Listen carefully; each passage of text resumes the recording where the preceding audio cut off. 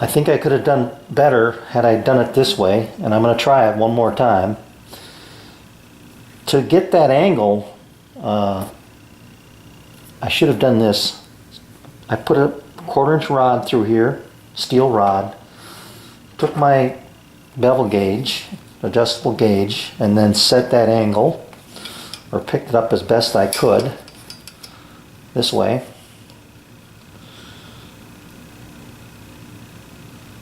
And then took this and transferred it to my Starrett, and then read the angle here.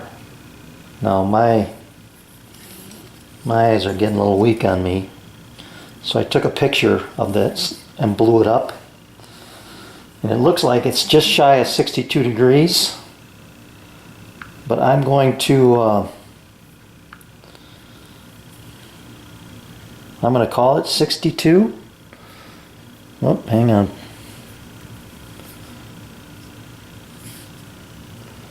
So you can see the indicator is just shy of 62. Yeah, we want that complementary angle. We don't want the wide one, which is 120 or 118. We want the 62 degree. So I'm going to take this information to my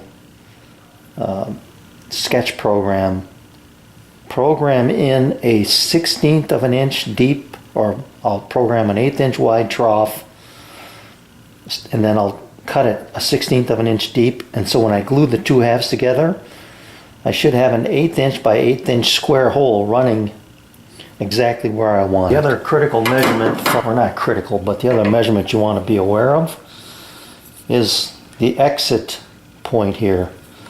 So if I take my ruler and stick it in there, it doesn't go all the way into that acute angle there. It hangs back a little bit. But if I read this from this edge, it's 7/16. So I'm going to say that if this thing was paper thin and I could slide it right in there, I'm going to call that a 1/2 inch, where the 1/4 inch rod is exiting, which would make my center point or center line 5/8 of an inch, because this is a 1/4. So that would assure me that when this threaded dowel or rod that comes out of here to positively connect this handle to the number 7 plane would be perfectly set where it needs to be. Okay, I'm not going to lie to you. This is my this is my 4th attempt to get this right. I've redesigned this for this attempt. I moved my dowel locations from this side and here, because before I was drilling through them, and this would be better that way. I've thickened this portion of the design up a little bit, and yeah, I kind of changed this curve as well, just a hair. So I hope the 4th time's a charm. So here's one of my failures here, where I put it together. It went pretty well, except that I was drilling through only this end, and as I kept pushing my drill bit, you can see I got off track. I came out this end a little bit, but I do like where it came out, where it exited. So I did another attempt where I drilled from both ends. That worked better, but then my cut was off. I was way thin, and you can even see on this one of the pieces is thinner. I think part of that problem was my router got off the edge too much and was leaning.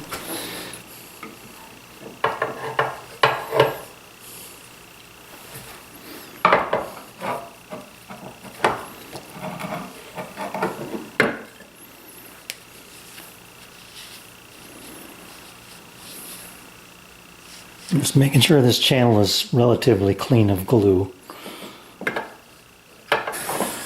Okay, if there's one tip I can give you, it's take the time to get this thing oriented, as straight up and down as you can, because it is confusing sometimes when you put a bit in there. You think you're going one way and ends up going another.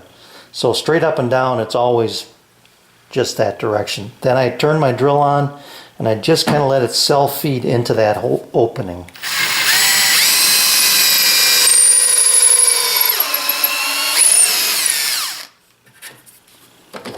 Flip it over.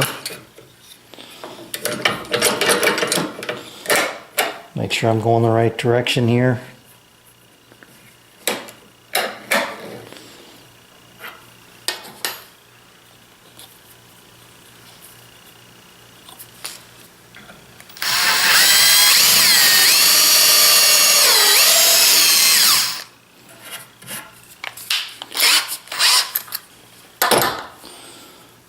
And I'll just keep doing this with all my bits up to 1/4, and then that's when I'll finally use my long bit to go all the way through.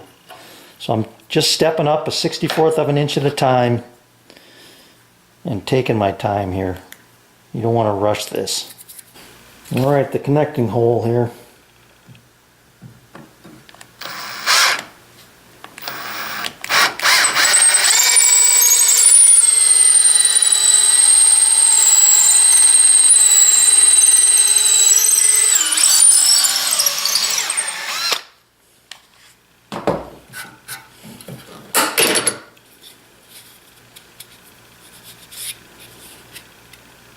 That looks good.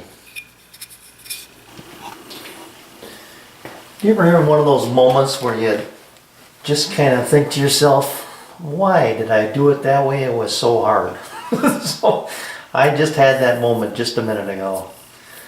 I have one of these extra handles left over in my, my cast-offs because things were not lined up properly. And I thought to myself, why did I do that when I could have just done it this way? Now, I could have drilled all the holes in this manner had I just thought of it, but I'm at my 1/4 inch depth or 1/4 inch diameter here, and here's how you can do this last hole, or all of the holes for that matter. Simply chuck it up with 1/8 inch bit, at whatever stage you're at, put it in your chuck, tighten that up. It doesn't have to be really snug, but I'll snug it up here.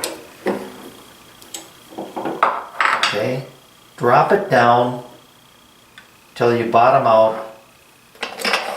Your fence should be floating at this point. I've already done this, but if it's floating, when you bring your clamp in and clamp it, that will register that fence to that handle. So snug it up, tighten your clamps, which I've already done, and then you are located. Bring the bit up,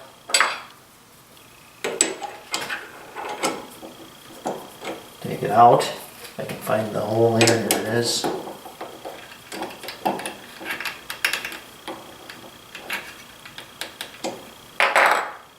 Well, I'm not gonna, yeah, now I am. Gotta open the chuck up more.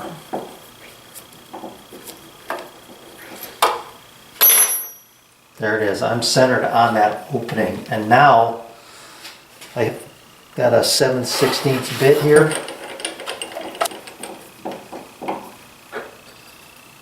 It should be centered up.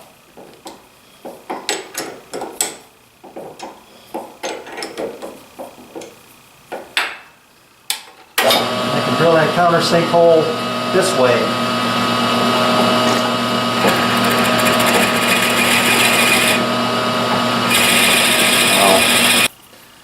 I would have gotten much better results doing it that way. Well, there's an option for you. Who'd have thought drilling a 1/4 inch hole could be so stressful? I've got a piece of scrap under here to prevent blowout that way, and this is clamped tight. made my measurement 2 7/8 from the end here and made my mark.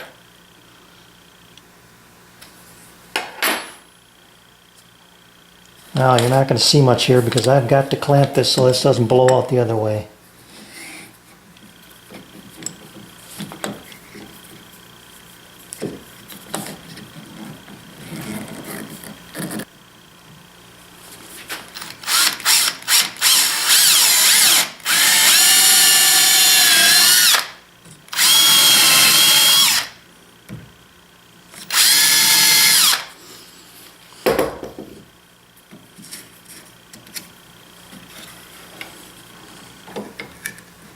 Yep, I'm through. Okay.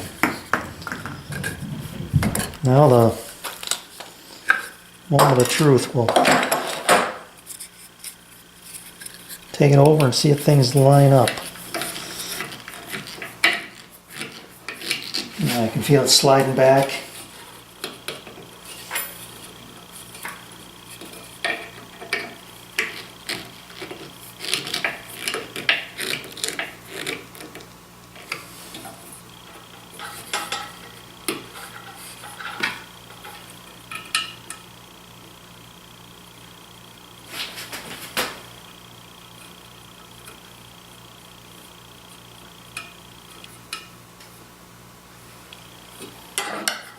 It looks like this might be a little bit off.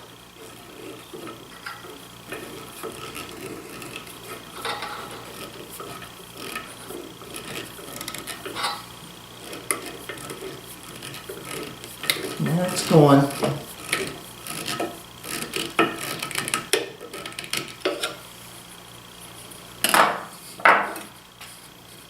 I think I might ream that hole just a little bit, elongate it a little.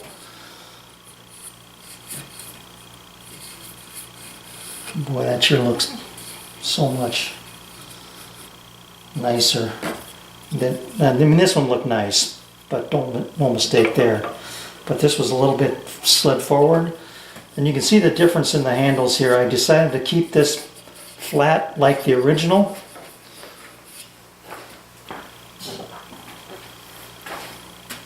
So the original had just a flat top. It didn't have the rounded. You know, I took my 1/2 inch router bit and went all the way around this, and I really shouldn't have done that. This gives them more of a flat spot for that nut to seat in there. Let's see if I tighten this up a little bit more once. Yeah, it's tight. Just off. I mean, but it's so much better. That's it. That's good. Got clearance. Boy, I'm so happy with that one. A little more sanding. I've only got it to 100 grit right here. Alright, to 150. It probably doesn't look much different on camera, but boy, that really feels nice. And then I just took this and reamed it out to a 1/64 more than a 1/4 inch. Whatever that is, 9/64. So you can see I can start it by hand now, which is good.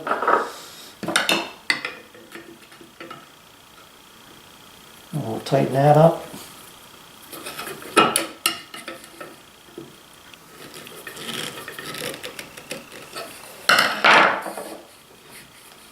And we are golden. Beautiful.